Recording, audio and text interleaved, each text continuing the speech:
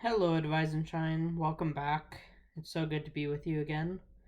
Um, so a lot's happened in the past little while, and I'm so grateful for the input I've received from family and friends in regards to this channel, and I look forward to implementing some changes. Um, Let me know in the comments down below what you would like to see next. I'd love your input as well. So today, the topic we're gonna discuss is self-doubt.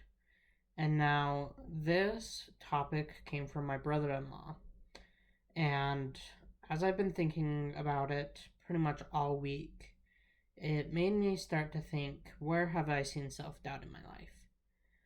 And self-doubt for me, it all starts when we allow our minds to overcome any thoughts of success. Anytime we feel we have a goal that we can reach, all of a sudden there's just this nagging that we can't do something. And usually, what this stems from is past experience. Whether you tried that same goal in the past and you didn't reach it, or you tried a different goal and you didn't reach that goal either. And so, our brain, due to psychology, is wired in such a way where once we have an experience, that experience creates a pathway, and once that pathway is created, it's so hard to break that pathway that we have to learn to redo and redo and redo things over and over again until our brain realizes what success looks like and when we can come to tell ourselves what success looks like. And as I was thinking about it this week, I was approached by one of my cousins actually with the question of, how did I decide to serve a mission for my church, the Church of Jesus Christ of Latter-day Saints, for myself, not for anyone else?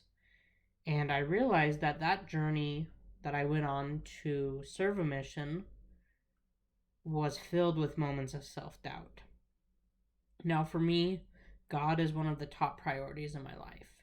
Knowing that He's there for me has helped me through so many experiences that without it, I don't know where I would be in this life.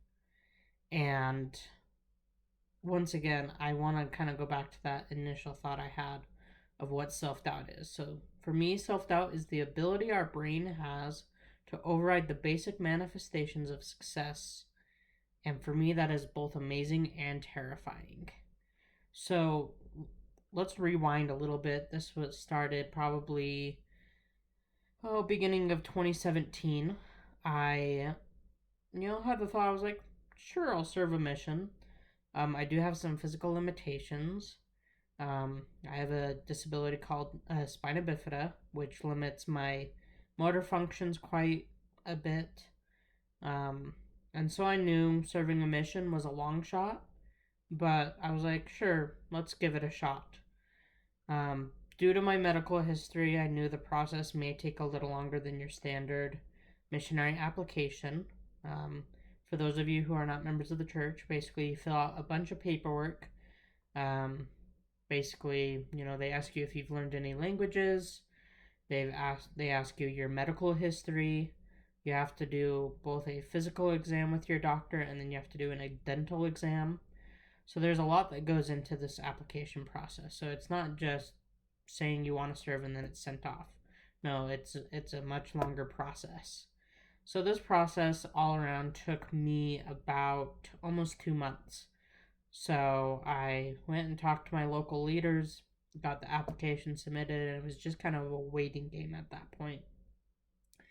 During this time, I found moments where I was just in the pits. I had nowhere to turn, it felt like. Even though in the back of my mind, I'm like, God is right there. There was no real reason in my logical mind of, you know what, no one's there for me. This is taking forever. Why should I continue with it? And then something amazing happened.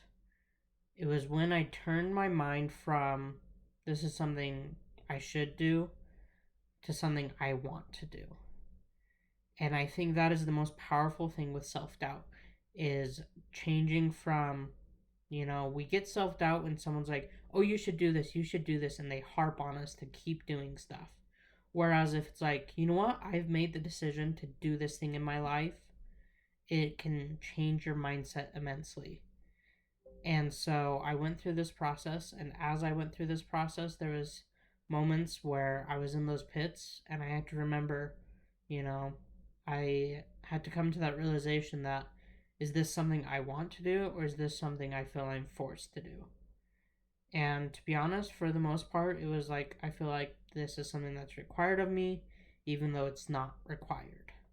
And so I, through much study and prayer, study of the scriptures, study of my innermost thoughts, I came to the conclusion that, God has given so much to me that I can give a little bit back to Him by serving 2 years of my life and helping His children come to know of His love for them.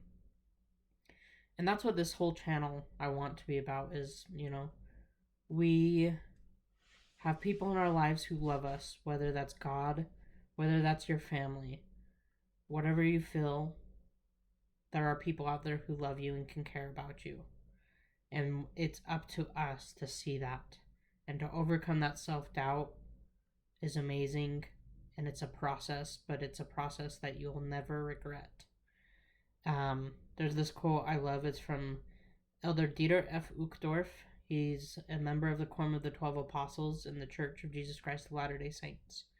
And he says, if we look at ourselves only through mortal eyes, we may not see ourselves as good enough, but our Heavenly Father sees us as who we truly are and who we can become.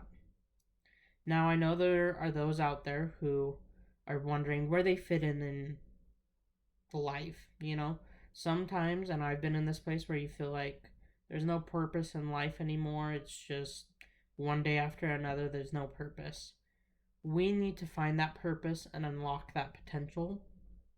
And for me, I found that through opening my communications with my Heavenly Father, with my parents, and with my family members.